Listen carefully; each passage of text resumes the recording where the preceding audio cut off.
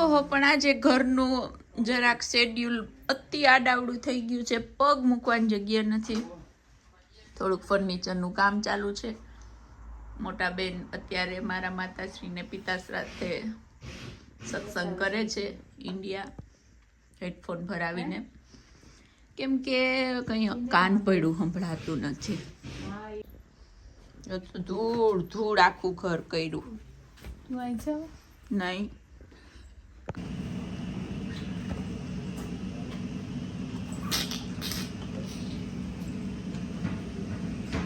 જય શ્રી કૃષ્ણ બધાને.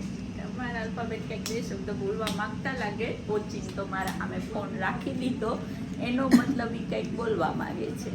એનો મતલબ એ કે અહીંયા મારી હાલત જો, અને એ પાછી ચશ્મા પહેરીને અહીંયા જોવા આવે, પછી શાકમાં અને બધી નજર નાખે. આની જાહો જલાલી બતાવવા માટે તમને બધાને એમ થતું કે હું ઇન્ડિયા વહી જાઉં ને એની ઉપર કામ, પણ આ જો આ એ હાટું જ મને અહીં રાખે કે ચશ્મા પહેરીને જોઈ હું બન્યું બધે ફરી શકું, હું જોઈ શકું. આ તમારી બ્લોગર બ્લોગર અત્યારે જોબ ઉપર જાય છે. ઘરમાં ફર્નિચરનું કામ ચાલુ છે. વરસાદ હમણાં આવવાનું છે. ભાઈ પૂજા કરે છે, પપ્પા રસોઈ કરે છે ને આપણે નીકળીએ છીએ. હા, આપણે આપણે બધું કામ થઈ જાય પછી આપણે ઘરે બધું એકદમ સરસનું ક્લીન થઈ જશે, જમી લેશે બધા, પૂજા પાઠ બધા કરી લેશે. પછી આ બધું જે કાઢ્યું છે એ બધું હું ગોઠવી દઈશ. આ વરસાદમાં હું આ ટેબલ ને બધું સાચવી લઈશ. ત્યાં તો ભાગ તે આવી જ જાય. આવી જઈશ તો ચિંતા જરાય નહીં, ચિંતા જરાય એટલે હું આખો દિવસ તારી ચિંતા જરાય નહીં કરું. કામ તો થાય કરે. ચાલો તો, હે ભગવાન. અત્યારે જરાક વાતાવરણ થોડુંક બિઝી છે. તમને ખબર, છ નહીં બે વીક ઉપરથી વરસાદ આવતો હતો. આજે આ સૂર્યનારાયણ થોડા ઘણા બપોર પછી દેખાણા. સવારે તો સૂર્યનારાયણ નહીં ટાઈમ નહોતો આવવાનો. અને અમે બધું ક્લિનિંગ કરીએ કેમ કે હમણાં પૂજા છે. કે દિવસે છે? કાલે, પરમ દિવસે.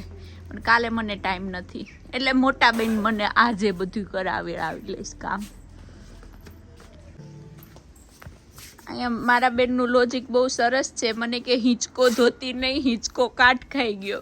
પછી મેં એને યાદ દેવડાવ્યું કે બેન આ આઉટડોર હિંચકો છે, પણ આમાં મારે પાણી ન થડાડવાનું. ટૂંકમાં ધોઈ ધોઈને બિચારાને રખડાવી દીધો.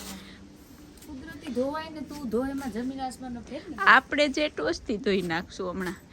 આપણે આપણું મશીન લઈને રેડી થઈ ગયા છે.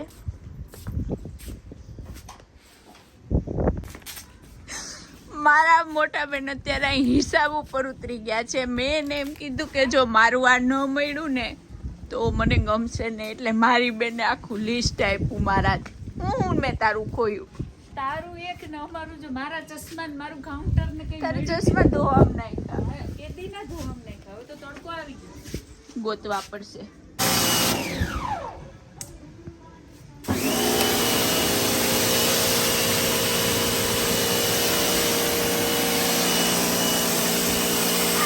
થોડી ઘણી રહેતી લઈ લેવાની.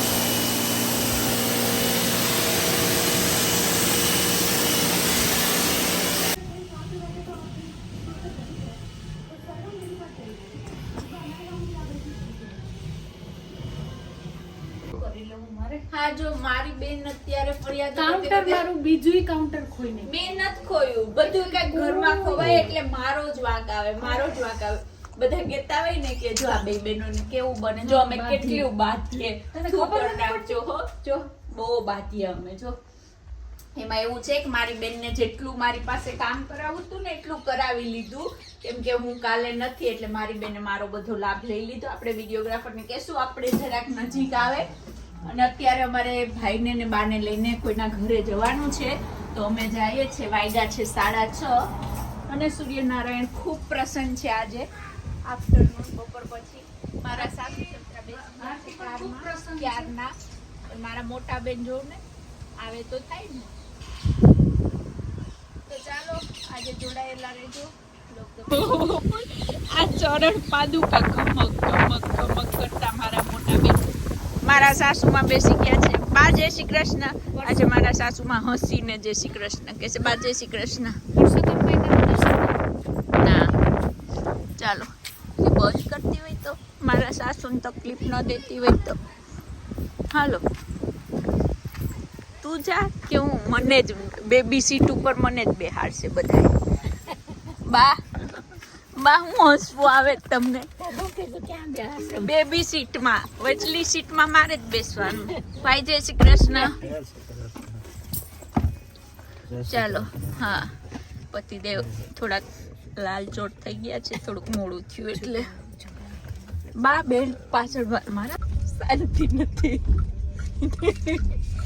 આ સાસુઓ બે સરખા બેસી જાય ને મને બેબી સીટમાં બેસાડે. પછી અહીંયા ગોલી રાખ્યો બેબી સીટ મારા માટે. બાલ્યો મારી બેન ખિસ્સામાંથી કંઈક ને કંઈક કાઢતી રહી. બસ લેને.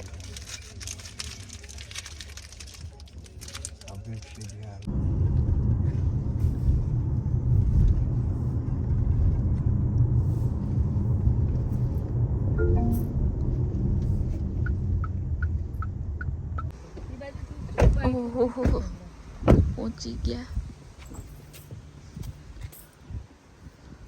હાલો બા.